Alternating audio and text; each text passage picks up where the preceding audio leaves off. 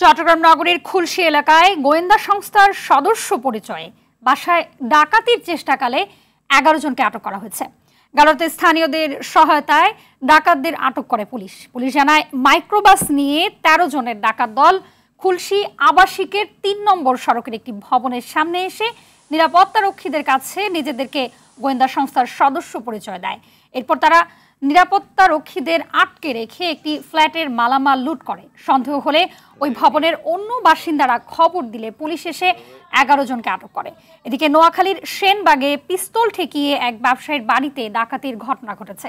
ভোররাতে উপজেলার কৈয়াজলা গ্রামের সিদ্দিক আহমেদের বাড়িতে এই ডাকাতি হয়। হবিগঞ্জে হাত পা বেঁধে সড়কে ডাকাতির সময় 3 জনকে আটক করে পুলিশে স্থানীয় জনতা দিয়েছে। ভোরে নিজামপুর দরিয়াপুর সড়কে এই ঘটনা ঘটে।